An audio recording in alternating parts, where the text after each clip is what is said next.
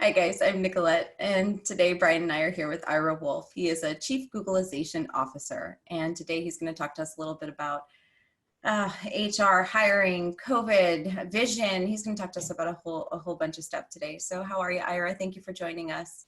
I'm doing really, really well, despite everything that's going on in the background. I'm doing well. I basically say this somewhat facetiously. I don't want to make light of suffering and problems everybody else has, but the world sort of caught up to my lifestyle.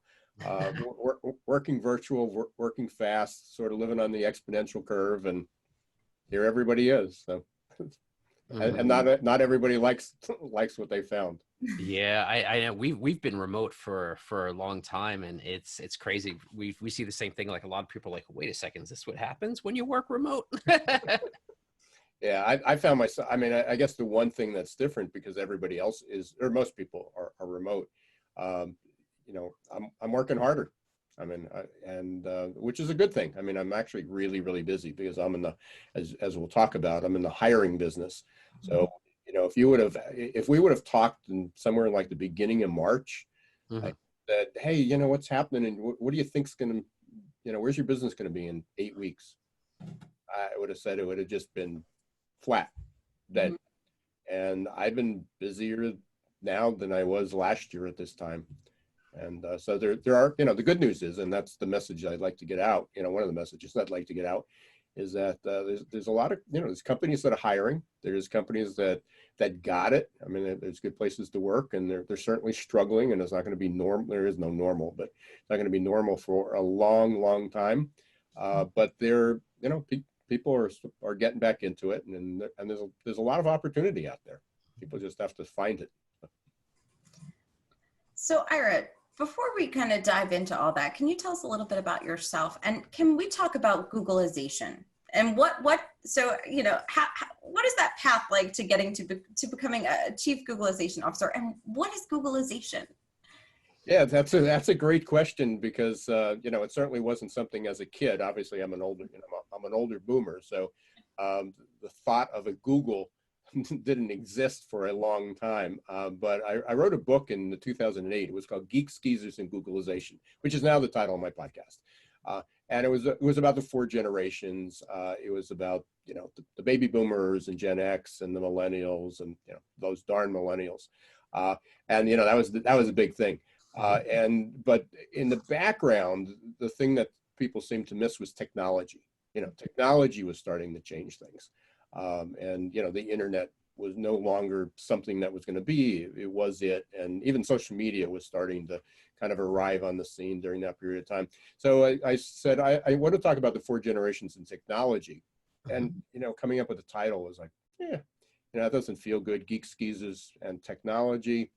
Came up with Google. Didn't want to just say Geeks, Geezers, and Google because they probably would have got slammed by copyright and trademark. And so I came up with Googleization, and it really was the kind of the blend, the convergence of people and technology. And obviously over the last 12, 13 years, that's accelerated, and it's stuck, it's stuck. And when I rewrote the new book, we kind of just leveraged that. I was actually going to do Geeks, Geezers, Googleization 2, but I realized I really didn't want to talk about the generations anymore. Because I was personally tired of hearing about the millennials, so I can't imagine the millennials. I'm tired of hearing about the millennials. That's why I'm going to start talking about the Gen Z, right? Yeah, but part of that is I actually say I've got a lot of things I describe myself as, but I describe myself as a recovering millennial basher, because in the book I sort of jumped on the bandwagon, and it's like, I got like, this is the dumbest generation ever. There was a skit on Jay Leno, and he pursued that, and and it's like, and I was, so after I wrote it, I go, that was really dumb. I mean, I was, and I actually, I've written so much about, basically people got it wrong, and every generation going back through Shakespeare and Chaucer. I mean, we're going back centuries. Everybody has always complained about the next generation. And, between 15 and 25 years old, it's a time to experiment, time to do things. And So anyway, I just didn't want to write about it. I didn't want to talk about it anymore. But I kept with the theme, and it really is just the convergence of people and technology, humanization, and there's a lot of that going on right now about the humanization of work. And I think we're going to get into a little bit about remote work and things. But basically, why would somebody want to? You guys are in New York, in the city. Why would people want to commute like an hour, 2 hours, 3 hours? Sometimes one way. Yeah, This was the wake up call. It's like, yeah, we were just talking about that actually this morning, and we were talking about like I don't remember where I saw it, but it was a study that was saying like most people who are working from home, and I forgot the percents. It was like 40 or 60%. I think it was 60%. Don't want to go back to their office. Yeah, and it had nothing to do with COVID. It has to do with, oh wow, I found this new lifestyle that sort of works. It's more balance here. Yeah, sometimes people just need that shock to the system. Mm-hmm. And realize that how much time they were really wasting, and and I think the other thing is people, it's not perfect. I mean, people are still struggling figuring out working from home. I mean, I'm fortunate. We're empty nesters. I mean, we have kids that live nearby, but it's just my wife and I. And I've got my man cave, or my pit, she calls it, which is my virtual office, and I get up and I come to work and I do that. But there's a lot of other people that aren't quite that fortunate, that they got 2 working adults, they got 3 kids. Some of them have brought their parents, some of them have brought other family. If they're not, again, I know a lot of people that were living in the city left to go to somebody else's home, and they're still there. I mean, it wasn't like, oh, well, we're going to go for a weekend because it's a flood or an earthquake or bad weather or a blizzard. Right. I mean, this thing just lingers on. So there's households are filled, and they're all looking for, I've seen somebody's office was on an ironing board. It's like that's the only place they could find, on crates, on boxes. Yeah, I don't know how many, and I mean, Nicola and I both have young kids, so like our kids will, invade our conference calls a lot of times, but I don't know how many people's children and pets we've seen, because it used to be just us, it would be us, and we used to look at it like, if it bothered people, we're like, it shouldn't, you know what I mean? Because this is how, we run it. And now everyone is sort of like, you see the same thing everywhere where their kids are sort of, video bombing, behind them, or my dog visits all the time when she hears people talking, so it's human, right? It's human. But that's really the humanization of what, hopefully that's one of the, if there's a silver lining in the pandemic, I mean, is that it's humanized people. Because, I was on a call maybe about a month ago at this point, again, everything just blurs together. Yeah. That Stanley McChrystal, he was he was a general in charge of Afghanistan war. Mm-hmm.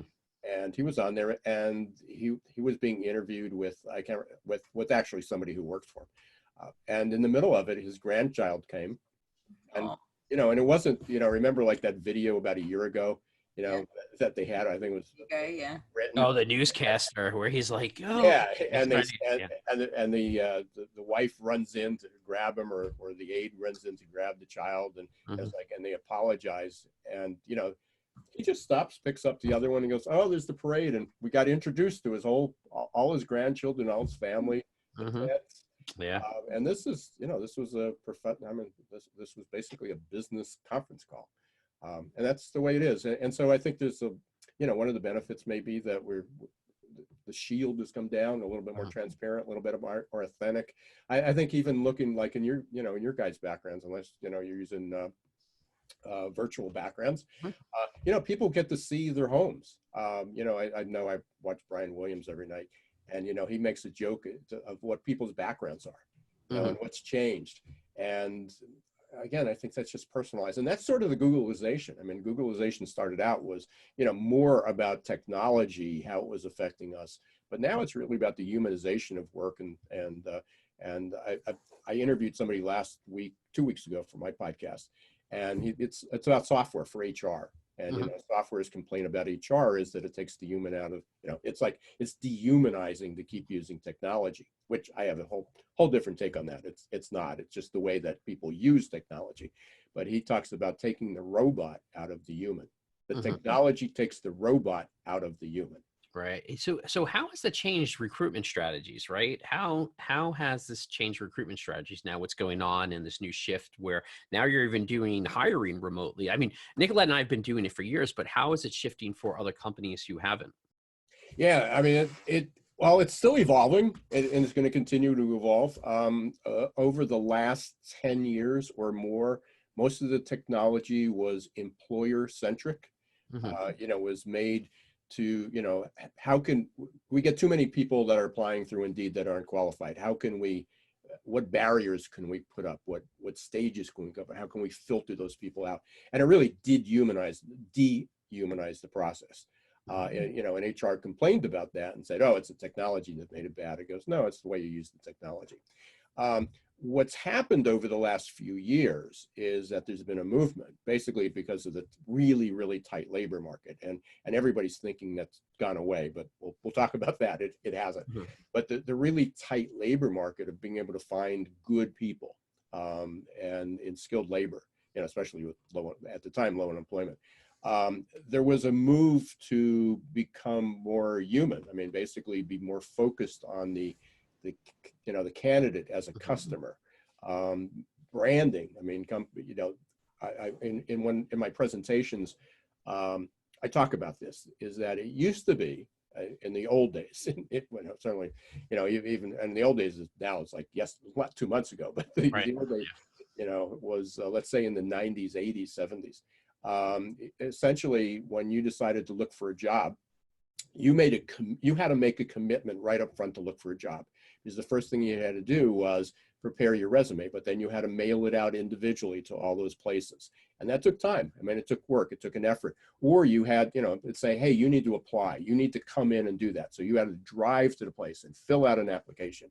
So there was a commitment right up front. What changed with technology, and this goes back to even the Career Builder and Monster, big days in the 2000s. What changed is that now I can go and one time fill out a digital application and just keep clicking. Oh, that looks good. That looks good. That looks good. I'm having a bad day at work. I'm going to apply there. And ultimately, there's no commitment now from the candidate until after they get called for an interview. It's like, oh, do I want to go? No, I'm having a better day. Nah, it's too far. It's not the right time. But they've already applied. But from the employer side, it's like, hey, we have all these applications and I'm calling people and nobody's responding. Part of the problem is that the way people hired, and I say, you, but it basically is the company is now important. It's not the job. It's not like, oh, there's a job there that's open and that there's more, I can get a title and I can get more money and better benefits. It's like, but do I want that? Do I want to work in that culture? I look at the reviews and they say the bosses are horrible. They don't treat you well. They work you hard. They basically lie. The job description has nothing to do with what you say. And what's happened over the last few years is there's been an effort, and it's really a small percentage of the companies. There was an effort to say, we need to get our act together. We need to talk about our culture. We need to sell our culture. We need to treat candidates as human beings, as customers. And even as far as responding, it's like, if you went up and wanted to buy something on Amazon, I mean, even in e-commerce on Amazon, and it took like days for you to hear from them, when it would arrive, did they even accept the order? They'd have failed. And that's exactly what happens in HR. You go up, and even if you do make the effort, you sludge through, a horrible employer-based screening process. There's it's not mobile ready. You have to fill out 100 fields. It takes you 25 minutes. You have to take a test. You have to do all these things. And after you've made that commitment to do it, all you get is thank you for submitting an application. And it could be weeks, it could be months, it could be never. And there's a group out there, it's called the Talent Board. And they started to evaluate this. And every year, they, like the Academy Awards and the Grammys and everything else, they give awards. It's called the Candy Awards for candidate experience. It's C and D, so they call it the Candy Awards. of people who are getting it right, but they also survey like millions of people that they've done over the years. And they found that candidate resentment, now that's a pretty strong word. It's not just, hey, I'm disappointed. Candidate resentment from 2016 increased 40%. Wow. And you think it's because basically there's, do you think it's on the user end, like because there's so many users hitting the application, or is it on the company end because they're not? No, it's definitely on the company end. It's definitely on the company end. And that gets back to my point. I mean, they sort of relied on the technology, which was delivered to make it easier for HR and recruiters of, hey, we have all these people that aren't qualified. How can we sift through those? How can, and that's where the parsing came through and the keywords and, so people like yourself that might've been applying for a job, basically you would optimize your resume. So it wasn't that you were qualified for the job, but you understood how to play the game. So if you were savvy enough to use the right keywords that the company was using, you got interviewed, while other people said, I'm just not playing that game. And so there became this divide. So people ended up relying on the technology. The technology was built for the employer, but we are living in a consumer-driven age, a consumer behavior age. And there are companies that are starting to get it. So that was sort of the genesis of my book, Recruiting in the Age of Googlization. Right. That's what I primarily work with clients now. I have an online course. And for you guys, I mean, it basically is SEO 101. It is literally taking SEO 101, which is by the way, if anybody doesn't know what SEO is, search engine optimization, digital marketing. It's saying, listen, a job listing is a web page. I mean, when you post a job, it's a web page. And HR goes, well, why is it a web page? Because it's got a unique URL and it's a page. Right. People search for it. And in order to be found, you have to have a keyword so that you have a cutesy job title. It's like talent. I love this one. Last year, it was called Chief Talent Seeker and Keeper. Great cultural title. I get it. Everybody says, oh, I'd like to have that title. But it's an HR director or a VP of HR. No one is going to find you. Look, no one is searching for Chief Talent Seeker and Keeper. Unless they're doing hide and seeker and keeper. So, part of it is they didn't get it. They go, we got a great title, we got a great culture, but nobody's applying for the job.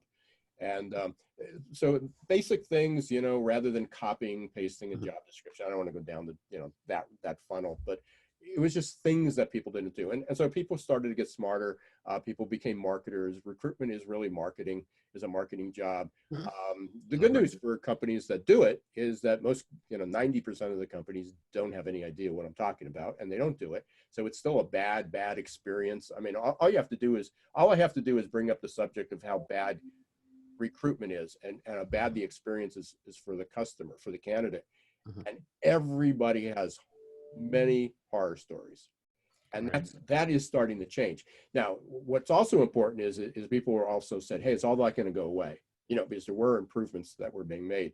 Now that there's 40 million people are going to be looking for a job, there is no more talent shortage. There's still a talent shortage. The last 8 weeks, people didn't get super smart. They didn't pick up all the skills that they didn't have before. If you weren't digitally savvy before, people are struggling with it. And I think this working from home exposed that, going back to our, full circle, is people all of a sudden were forced to figure out how to get on Zoom without calling their IT department. And all that stuff, all those things that people now had to figure out on their own. And I think people are getting comfortable with that. And I think that was the other thing is, hey, I couldn't work from home before because I was told I couldn't. But even if I did, I'd need all this stuff. And, the 1 day a week I do work from home, the technology's not working. Now that they were forced to do it for 10 weeks, people are starting to figure it out and get comfortable with it and go, oh, hey, I'm going to spend another $100, for bandwidth. And I'm going to save $2,000 on commuting fees. All right. Well, Yeah. do you think then that's a strategy that companies should look at going forward? Making sure that they offer a remote option for employees. Because I was wondering, how could companies shift their strategies given their hiring strategy given, the current circumstances. But as you were talking, maybe that's, because there are some companies who have traditionally been, no work from home. So is that something that maybe they should start incorporating when things 18 months down the road, I'm talking when the dust settles and nobody's talking about we must work from home all the time. Is that something that they should really keep going with? Oh, it's already happening. I mean, the other day Twitter announced that, they're going basically virtual. Facebook just announced it, I think late yesterday afternoon, they're doing it. But a lot of companies have, and a lot of companies, there's been lots of reasons, not only the commuting time, but bringing people back to work. It's going to be a whole bunch of problems. But yeah, absolutely. There are companies that have done it right, that they realize that they're giving people subsidies, to increase their bandwidth. They're providing them to even have, security and VPN. They're providing them laptops, or some even said, hey, you can come into work now, take your desktop home, because we're never going to, or they've designated that some can do that. But yeah, so some have provided subsidies, some have provided equipment. They're giving people training, how to use that. People are getting comfortable with it. There's no question. There's some businesses, I mean, healthcare to a degree, especially in clinical nursing and things, hospitals. Yeah, you're still going to have to come to work. Right. But, even, my last 3 doctor's appointments were teledoc. Now there's obviously they can't do an examination. I mean, yet, we'll see a couple of years from now, that'll probably be possible. So now, what about like like governments, right? I mean, I've met a few people. I know a few people who work like for government type agencies, right? And one of them said to me, "Oh, we just got a VPN," and I'm like, "Wow, that's nice. Welcome to 2005, right?" And but here's the thing, like those those governments, right? Say for instance, they do say, "Okay, everyone's working remote and we could do all these pieces from," is it that expense that they're going to car, is it going to be like, okay, we're going to try to sell our buildings, or what I mean? Like, it seems like you're going to cover, and I know this is not really what we're supposed to talk about. We weren't. Oh, it's fine. I wrote about that in my book, but I didn't write about as far as a pandemic. I mean, I did write an article in 2006. I was writing for a business journal, business to business magazine. And in there, it was, I think it was H1N1. It was kind of the first round. Right. And I wrote about what was going to happen with the pandemic. And basically, we were going to be shortage on ventilators, clinical ICU beds. I mean, all the same stuff that actually happened. But frankly, it sort of faded into the background and, like Bill Gates, I didn't think about it. But there's no question that when I wrote about this, I was talking about more technology, and I have like 2 or 3 pages of taking people through a scenario of what happens when the vehicles were autonomous, and you basically didn't have to park. You didn't need a parking garage anymore, because the car, it was sort of Uber, but it was like you didn't need the driver for Uber, but they drop you off at work and then they leave, and the car just keeps circulating through the day. But it didn't have to sit in a parking garage, because most second vehicles, I don't remember if it was 90 or 95%, but I think it's 90 or 95% of all second vehicles sit 95% of the time. So you have the second vehicle like to work, but then you have the family car, type of do things. So it's what happens when that goes down. Well, obviously the auto industry changes, but think about parking garages. They are typically on like 30-year municipal bonds. They're all on these parking authorities. All of a sudden, the whole tax revenue, the whole basis for having and all the revenues to support them and pay off that loan disappear. Gas taxes. Well, if you get less gas, who fixes the infrastructure? If you're not driving by your Wawa, Sheetz, 7-Elevens, because you don't have to, what happens to all the convenience stores? What happens to the fast foods? So the downstream of this is just crazy. And what the pandemic did was expose that. So there's a lot of businesses that we haven't even figured out. I mean, there are people, they're talking about governments being short on dollars because they're not getting their personal taxes and business taxes paid. It's way, way beyond that. And, I'm not saying that I was the only person talking about it, but it accelerated it because people were saying, yeah, that's not going to happen before 2040 or 2030, that there were going to be autonomous vehicles. Well, we don't, now that there still won't be autonomous vehicles before then, but there's not going to be any traffic. There's a lot, I mean, commuting times are going to stop. Even, well, in your backyard, Connecticut, hey, we're not going to, people aren't going to commute from Southern Connecticut. 100,000 people a day, commuting. Yeah.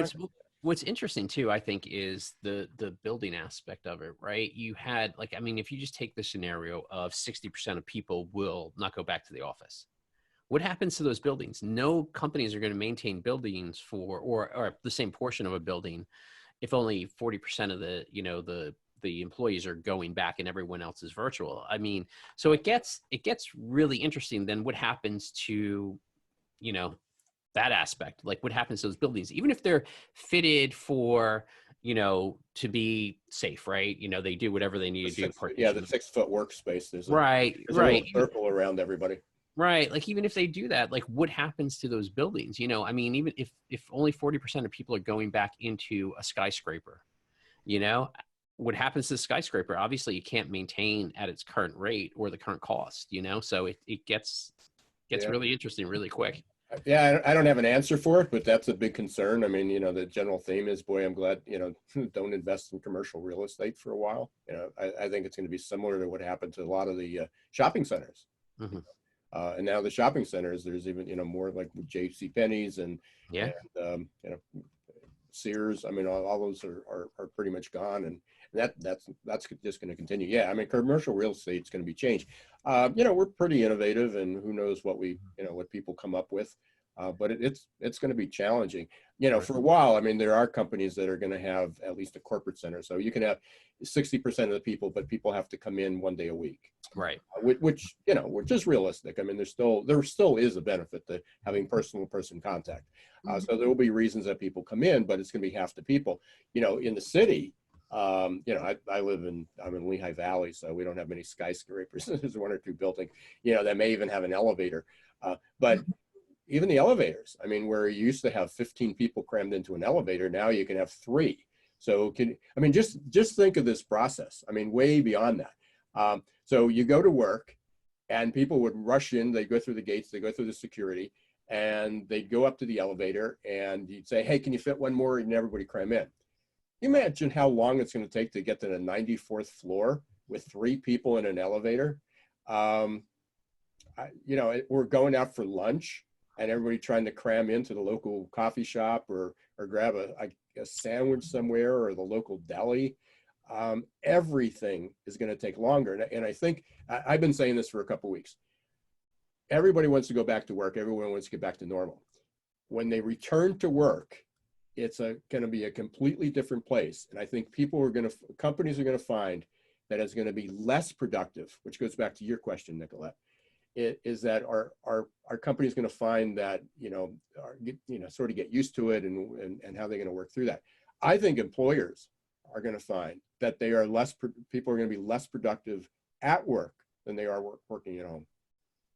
It's going to take people longer to get to work. It's going to take longer to get into the building if you're taking your temperature. It's going to take longer to get to the elevator. It's going to take long, you can't crowd around, even get a coffee. Like, you can't have 5 people in the lunchroom.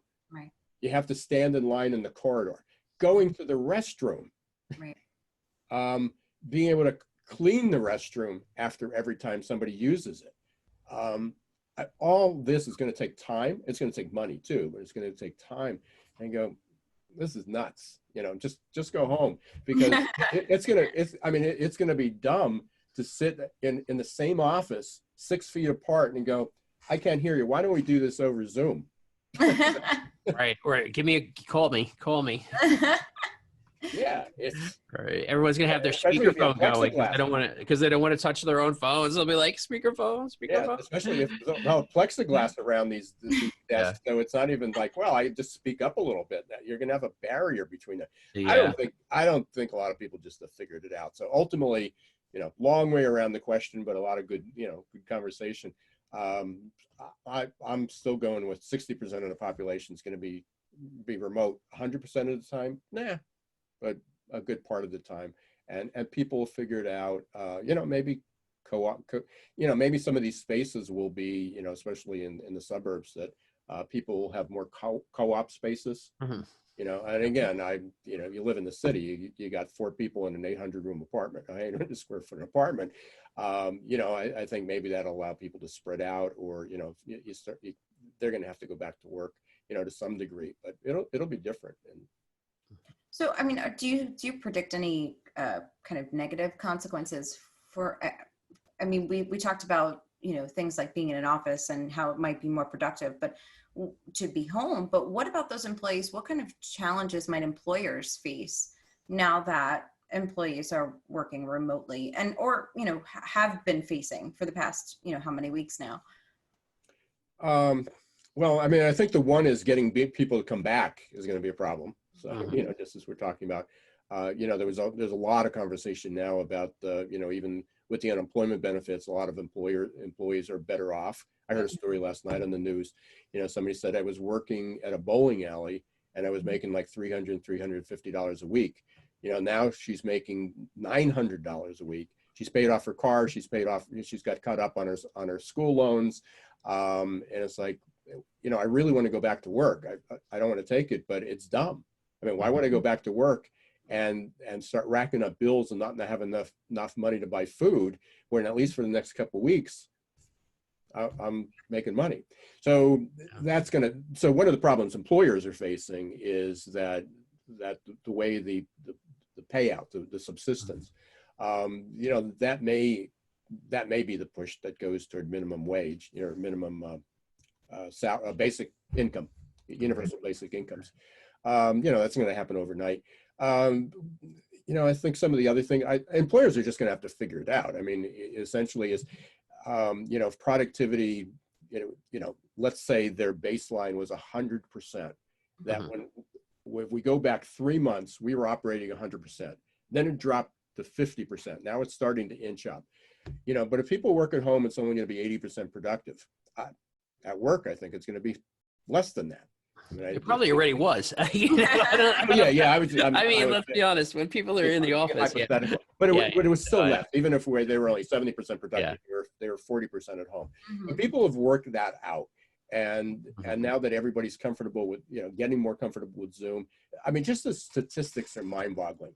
I heard the CFO of Zoom on a call, and in December, 10 million, and you probably have been using Zoom or other. We've been using it for years. Yeah. Years. So in December, and it was still the line of use was like this.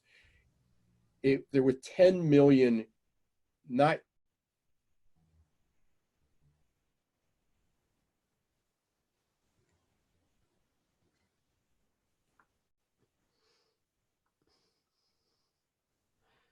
10 million participants. You think about that increase of the number of people using it on a daily basis that are now more comfortable. You couldn't have imagined, having Easter Mass, Passover Seders, graduations, birthday parties, engagements, weddings, you name it. Family reunions are now, TV shows are happening. School Is happening on Zoom. So everybody got more comfortable to it. So not everybody, there's people that still haven't figured it out. But from an employer side, I think that we're over that edge. So I think there's going to be less resistance from employers.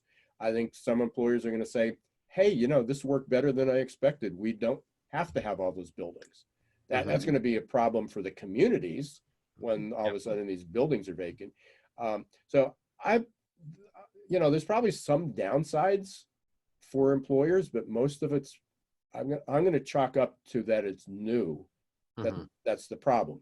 And once they focus on it, they're going to figure it out. And, you know, again, there's probably some problem I haven't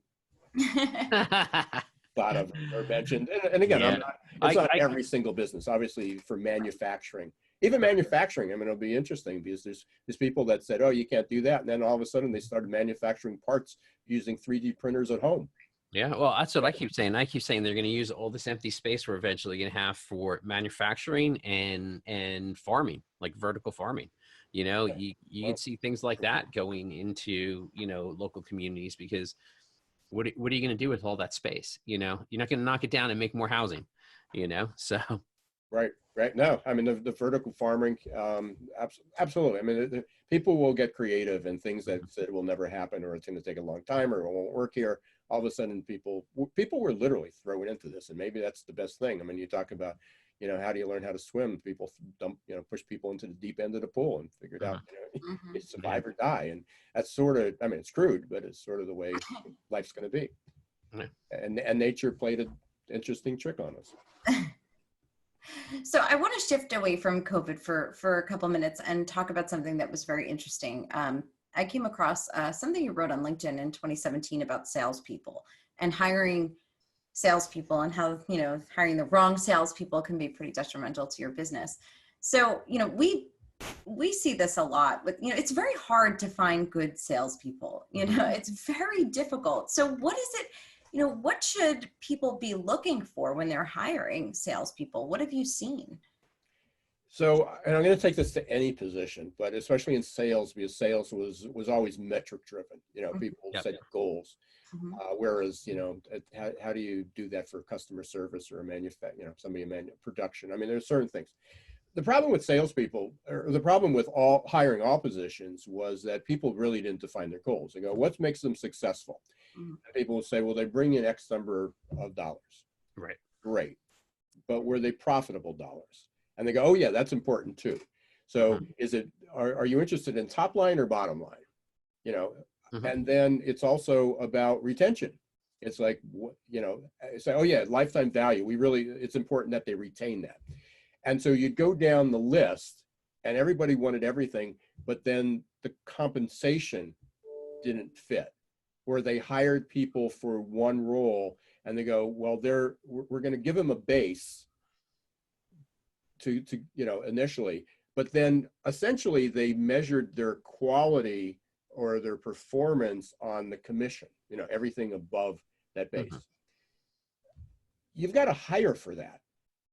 I mean, basically there are people that thrive on working on commission, and there are people that are going to be better people working on a base and maybe with a lower commission incentive. There's people that are good, you know, if you're going to have everybody on commission and you're going to give bonuses to the number one person that month, then you have a cutthroat culture. You know, I mean, basically, so you need to hire people that are successful in that. And what people do is they hire people that say, $1 million sales guy or gal from another company. They've been in the business, they understand the industry, they've got a book of business, and they come over and your culture doesn't support that. It's like, oh, who's this hotshot? He's not a good team player. You know, he took that client right from under me. So part of it, going back to sales, is understand what two things. One, understand what your culture is, really, and be honest about it. And then what are the measurements? And they got to be uniform. What are the metrics that you're going to measure success? Is it just revenues coming in? Is it the bottom? Is it profitability? Is it retention? Is it types of product? And then you also have to look at the type of support you provide, because there's some people that are good hunters, and there's other people that can hunt, but you better provide the marketing. You know, you better give them the context. And technically that's not full hunting, but you know, right. It's like fishing out of a stocked pond, you know, rather than going, you know, deep sea fishing. You know, so the reality is do you provide the lead generation, or is this person responsible for developing their own leads? And if they're responsible for developing their own leads, what percentage of time are you allowing them to be able to do that? So a long way around your question, Nicolette, but it was like like for any position, I ask my favorite interview question, or my favorite interview question for a client is, if you hire this person and you're sitting just across, maybe it's a screen now, I'm interviewing you, we're reviewing your last year's performance. What is it that that person had to achieve? How will you measure their accomplishments to say, this is a great hire, I'd like more of these? What will they have accomplished during that 12-month period that you say, great job, I'd like more of you, and you're getting a raise? And almost no one ever can answer that question. The managers can't, well, it sort of depends. No, it doesn't depend. If it depends, then you're saying that it's just luck. Some people are going to hit the target and some people aren't. If you don't know how you're going to measure success at the end of the year, at the end of 6 months, 90 days, 3 years, there's no chance that you'll ever become better at hiring the right salesperson. Now, once you do that, once you define the goals, and then say, what will it take? What are the behaviors? What are the values? What are the, what are the abilities? What are the skills? What is the experience that's going to be required for that person to do it? Now you have a hiring plan. Does it require experience? Does it require training? Does it require incentives? And so people start backwards. People always say, hey, we're looking for a test that can tell us if they're good with people. Okay, and if they're really, really good with people, people love them. They give them 100%. Tell me the correlation between that and top revenues and selling. If they don't like to take a no, if they're a people pleaser, if they want to be the center of attention, they can't hold people accountable, they don't have a process. Oh yeah, those are all good things. So can you measure that? Yeah. How much training do you bring? Well, we're just a small company. We really need people with experience. Okay, well that matters, because now you just can't hire somebody who's raw or somebody who just happened to fall into, in the last place, it happened to be a target. It was like, the last, prior to this, last couple of months, it's like everybody was flush with money. And so anybody could be a stockbroker, a stock advisor. Now that it got tough again, it's like, okay, what should I do with my money? Where should I put it? Now you needed to be smart. So, part of it is some people just were at the right place at the right time. They made a lot of money, and could they repeat it? And so my favorite, as I said, my one question, and probably flipping it around on you, Nicolette, is when a client calls me, whatever they want, I go, okay, got all that. At the end of a year, how are you going to measure their success? If I can bring you somebody that has everything you just said, what does that look like? So do you think that's one of the biggest mistakes that, hiring managers make? Oh, absolutely. Yeah.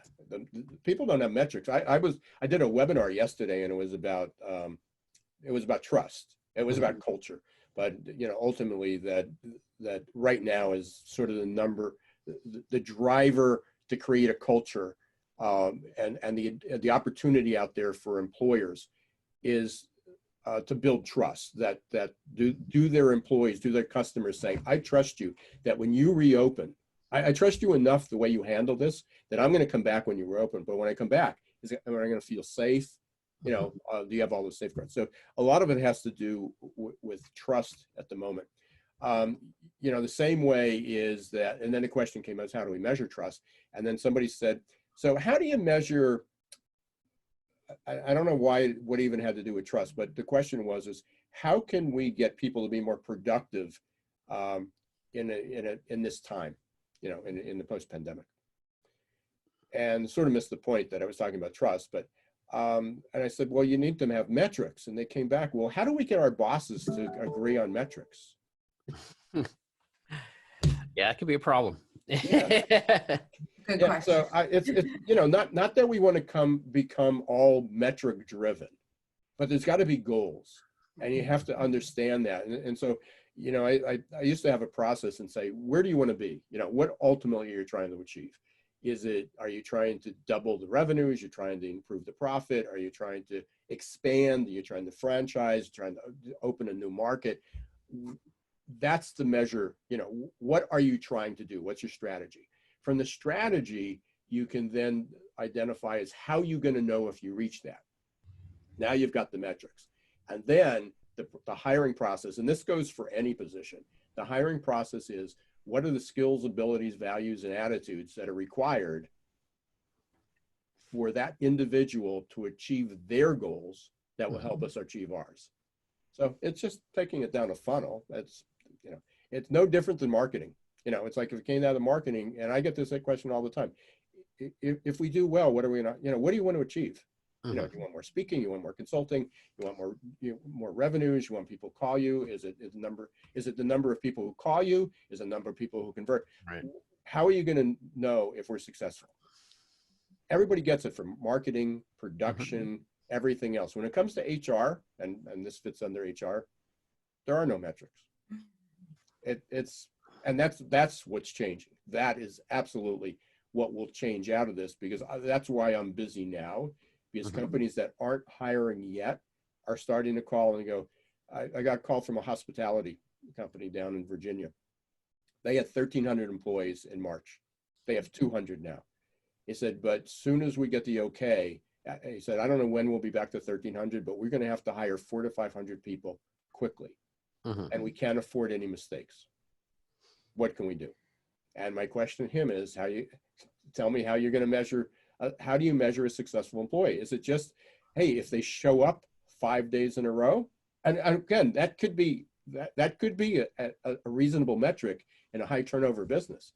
But hey, that they show up every day, or do you have customer satisfaction, criteria? What is it that they have to do? And sometimes it's really hard to get that out of them. So you mentioned also, you mentioned earlier, we were talking about like some people going, hey, I don't necessarily want to come back to work because, I'm getting more from unemployment, right? Do you think because some companies furloughed people, right? In other industries, they let people go, just depending on the industry. Now, when people were furloughed, right, they're required to come back if they're called back, correct? Versus... I'm going to say yes, but I'm not HR guy from that standpoint of compliance. Gotcha. I mean, I'm really, I don't even say I'm an HR person, but I'm going to say yes, that was the purpose of that. But do employers have to, is there an order in which they have to pull back in priority? I think what companies are doing is they're selectively going through the people and identifying, the people that are the best fit. And they may take their chances is that I got to put this person on unemployment now. Right. And they're going to be willing to take the hit on unemployment in order to hire back the people that are the best fits. Right. Yeah. Yeah. Cause I'm thinking like, if there's people that say had a job and they were making less than they're getting from the current unemployment, if you were furloughed and now your position comes back, it's sort of like one of those things, like technically you should, you're supposed to go back, right? And I think that's where some managers are probably going to have some issues in the future with those type of positions where they were, lower paid than current unemployment. I mean, I know it's not going to stay that way forever, but I think some people go, let me write it out, So I think that's going to become an issue for. I agree with you. I think there's a lot of people that are okay now. And again, even like, one of the biggest industries like that is the airlines industry. They got billions and billions of dollars on bailout, so they could keep everybody employed. So there's 100,000 airline employees that are on the payroll getting checks until September. What happens in September? Air travel's not coming. I mean, so in December, you're probably going to look at 50,000 people, that are out there. So, I don't know if they'll be furloughed. I don't know if they'll be technically, turned to unemployed, laid off. So I'm not the person to kind of go through, go through those fine lines, but it's going to be challenging. And I think a lot of managers are going to be really challenged on the way back of, hey, we're reopening Monday and hope to see you there. And they go, hey, been meaning to tell you. Right. Yeah. I think you're going to see, I think that's probably one of the things that hiring managers may see coming. It's happening already. I mean, in fact, there was something posted on somebody's LinkedIn feed that I was connected with the other day, or just yesterday. and they said that there was somebody they congratulated on a friend, a connection, on getting a new position. And that's exactly the scenario that she laid out. She said she was laid off, and she was looking for another position, and and she described how horrible the whole process was. But she said, hey, she got her job offer today, and her boss on the same day called her back, and he said, I'm not coming back. And then immediately she said, I've been waiting for a promotion for 3 years. Immediately was saying, we really don't want to lose you. That job you were looking for, if you come back, you can have it.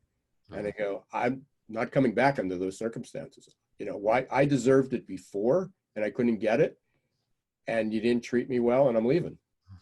Yeah. And again, that was sort of a similar position. I think that story is going to be told, millions of times. So Brian, was there anything else you wanted to talk to Ira about today? Come on, wasn't that last question enough? What did we miss? What didn't we cover? I know, right? Just double check. You never know. Well, thank you so much, Ira. Can you let everybody know where they can learn more about you?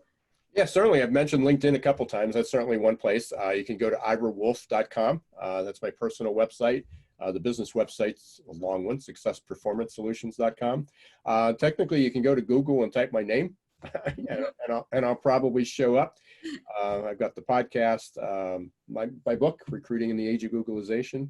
And yeah, if you go to the website, or you basically follow me on LinkedIn, there's a whole bunch of free things going on. In fact, for anybody that's interested in what the future of jobs and employment is going to be like, next Thursday, I'm starting a 4-part webinar series with Dr. Edward Gordon. Dr. Gordon has been in the business longer than I have. He's a year or two older than I am, but looks older. So, now Dr. Gordon, no one tell him. No one tell him. He's a good guy. For literally his entire adult life, he's been studying employment and jobs. And he's predicted a lot of this, not because there was going to be a pandemic, but just technology and changing in skills. He's been trying to work with employers in manufacturing and industry and schools to change the way they teach and train and upskill people. So next week begins. It's on Thursday at 2 p.m. If you connect with me on LinkedIn, you'll be able to see that, or you check out Twitter and everything else. But they're free. So we're going to be doing 4 one-hour webinars. There'll be some Q&A in there, but it's going to be about what the future of employment and jobs is going to look like. And he was talking 2030. Now we're talking 2021. So yeah.